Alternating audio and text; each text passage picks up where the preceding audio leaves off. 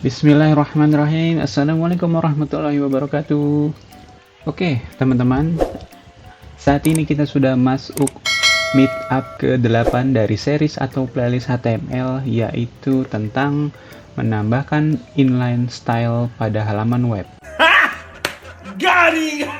Sebelumnya, kita sudah bahas menambahkan atau membuat list daftar pada halaman web. Jika teman-teman belum tonton videonya, bisa klik di pojok kanan atas atau di description box, sudah disertakan. So, sebelum ke materi, ada yang mau lewat dulu nih.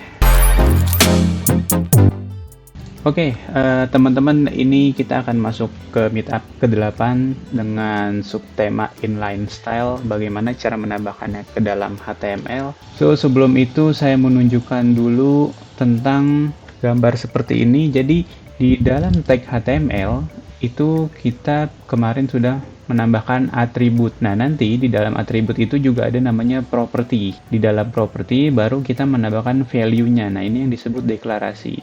Gitu ya. Ini biasa seperti ada tag pembuka, tag penutup, kita sudah belajar. Nah, disinilah kita akan menambahkan inline style atau style atributnya. So, langsung saja kita ke Visual Studio Code. Kita buka yang kemarin. Ini teman-teman, ini sudah saya modif ya. Sebenarnya cuman ini aja sih, cuman nambahin H1, lalu image-nya masih yang kemarin, lalu di sini ada tag paragraf, ada 2, lalu masih list yang kemarin. Oke, pertama kita misalkan masuk ke dalam tag body. Tag body ini kita pakai atribut.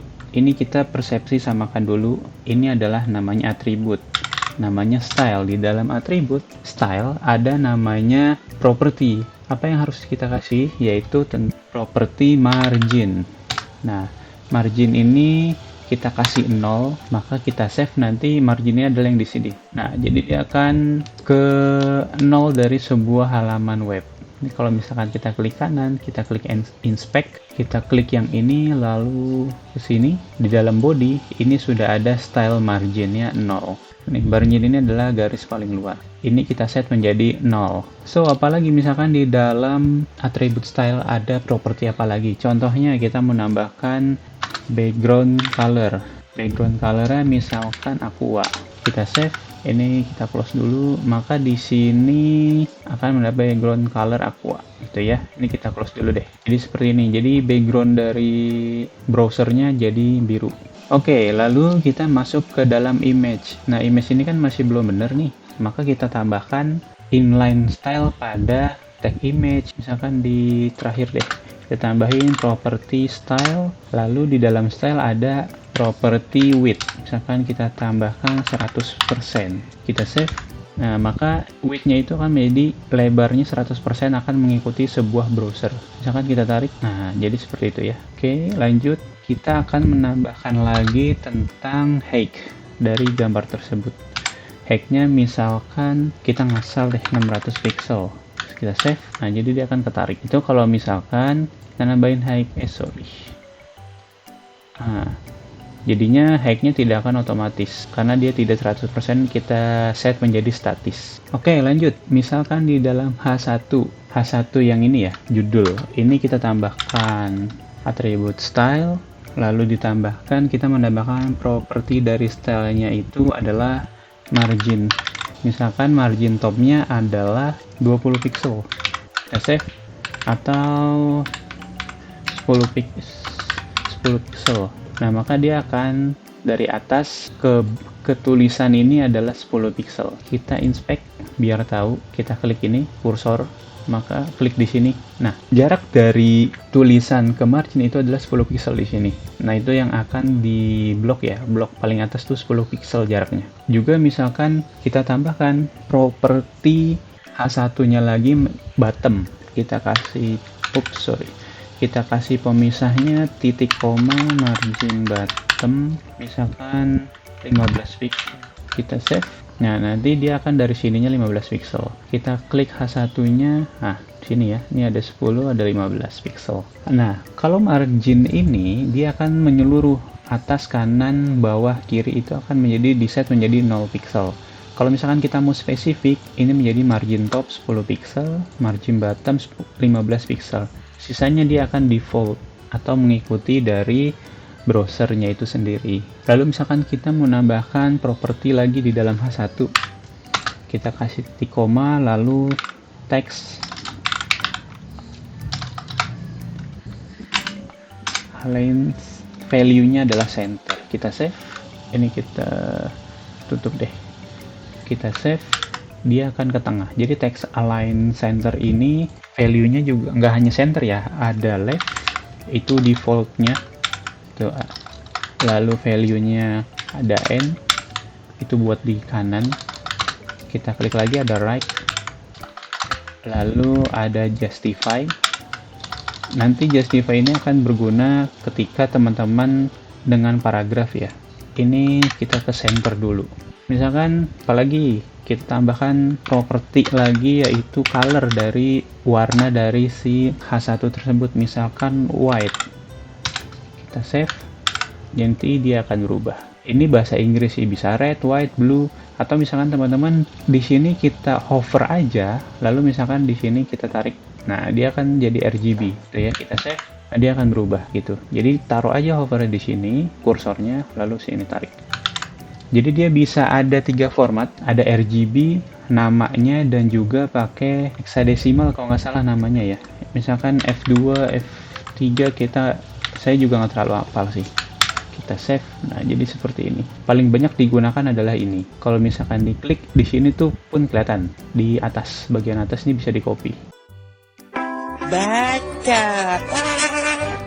Oke, cukup dengan H1 dan juga image. Lalu kita akan ke tag paragraph.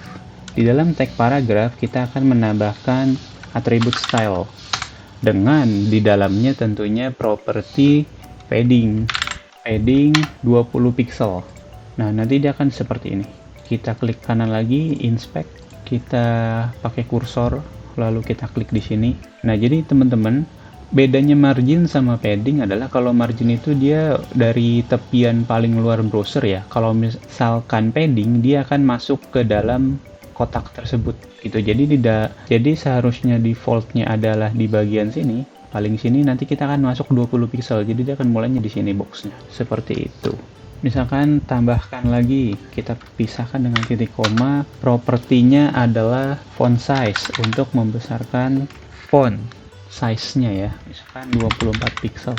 Kita save, dia akan seperti ini. Kita close. Nah, misalkan jarak dari atas ke bawahnya itu sempit, agak terlalu rapat gitu ya maksudnya. Misalkan kita jadi renggangkan, bisa itu pakai properti line height dan 1,5. Kita save. Nah, jadi dia agak renggang. Ini cocok banget untuk membuat sebuah quotes. Oke, yang tag di bawah kita copy aja. Sini kita save, maka dia akan ngikut ya. Oke, kita ke tag H3. Misalkan H3 kita tambahkan lagi inline style-nya menjadi font size-nya deh. Font size-nya menjadi 12 pixel, contohnya terlalu kecil ya, 32 kali ya. Nah, dia akan besar. Lalu misalkan dia ingin sebelah sininya agak masuk, berarti apa yang kita lakukan? Yang kita lakukan adalah tambahkan properti padding left, contoh 12 pixel. Kita save. Nah, dia akan sebelah kirinya agak masuk ke dalam. Ini kita ganti misalkan jadi circle. Kita save. Nah, lalu di dalam li-nya kita stylenya kita tambahkan font size 40 pixel, kekecilan 20 mungkin. Nah, dia agak besar sedikit bagian yang ini ya. Kalau misalkan mau di semuanya, kita taruhnya di sini. Kita sini font size kan 24 pixel, kita save, maka semuanya akan besar. Nah, jadi penggunaan inline style seperti ini teman-teman, ini lebih kepada CSS, agak sedikit masuk ke CSS, tapi nanti akan saya bawakan dalam kelas terpisah ataupun playlist terpisah tentang CSS itu sendiri. Karena CSS terbagi 3, ada inline style, lalu ada internal style CSS, dan juga external style CSS. Ya, mungkin itu aja meetup kita kali ini. Simple banget kan cara penggunaan inline style pada HTML. Nah, teman-teman mungkin mau beliin saya kopi nih, mudah banget via Saweria aja. Linknya ada di description box agar saya semakin semangat buat konten ke depannya. Oke, see you next meetup. So, don't forget, ngopi heula. Gracias.